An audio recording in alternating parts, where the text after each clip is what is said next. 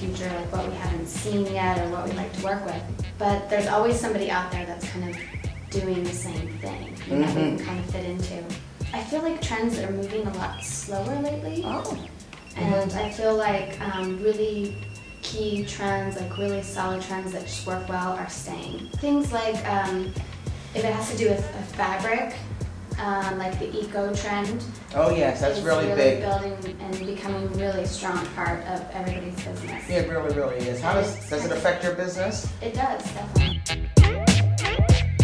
Even with the eco trend, even people that aren't necessarily going organic, they still are moving more toward earth tones, and because you know, a lot of times it's our job to educate the customer, because you know, a lot of customers, they see organic this, they see eco, but they don't really know what is what, and a lot of times we don't know what is what, because there's so much out there. It's true. So it seems to me that, at least in children's wear, preteen is very trendy, but when you get down to children's wear, the trends, you know, aren't as fast.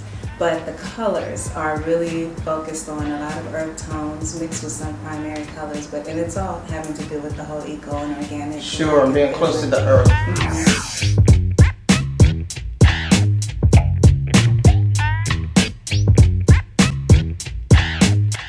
So what age group do you target? I know you do children's design. I do children's wear. My age group is from 2 to 8. And actually, I should say my sizing is from 2 to 8, because I believe there's so many children out there that their age doesn't necessarily fit, you know, the number of the garment. So we just say 2 to 8 and whatever that falls in. I just want to throw this out there. Maybe Joe, you can answer this. How do you stay fresh? The clothing line I'm doing right now, I call performance denim because it's denim for like moving. People are moving in their denim. They're not just like walking, driving a car. They're like bikes, scooters. You see women with cell phones and PDAs and everything else. And if you research them, the design hasn't changed that much to what modern people are doing.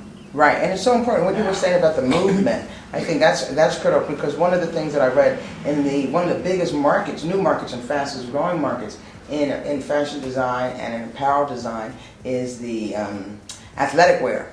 Yes. That's growing in leaps and bounds, because the article was saying as Americans and people all over the world, you know, from China to Mexico to Canada, they're getting larger, but they still have an affinity to go to the gym.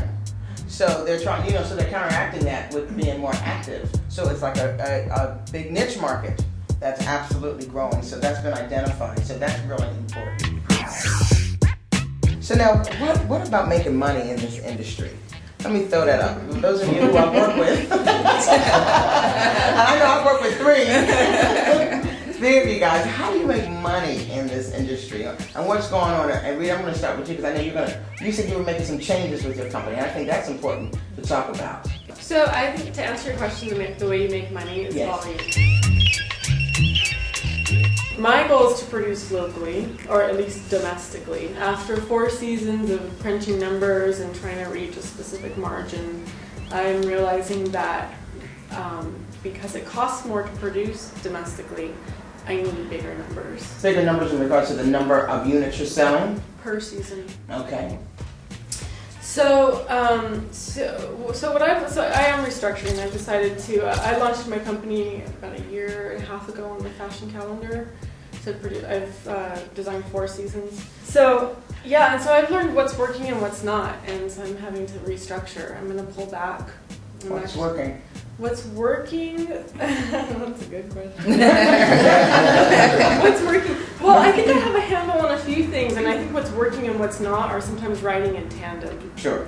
So, you know, the designs and the fabrications seem to be working to some degree, but I think the ratio I do a lot of novelty silks, so I think that ratio has to change. I think on the West Coast we live in a casual world, and I need to start balancing that out with more daily fabrications and like more daily wear kind of stuff. So that was one thing. I wasn't hitting my margins. So that was another thing that has to change. And is that because of, once again, not having a big enough number of units being produced in order to get your costs down? Because, you know, we always talk about cost of goods sold. and right, maintaining those margins. So I know what you're talking about because we've reviewed that. Yeah, I think for me it's a couple of things. I think I need a stronger branding position, and I think that would take care of a lot of the things that are happening.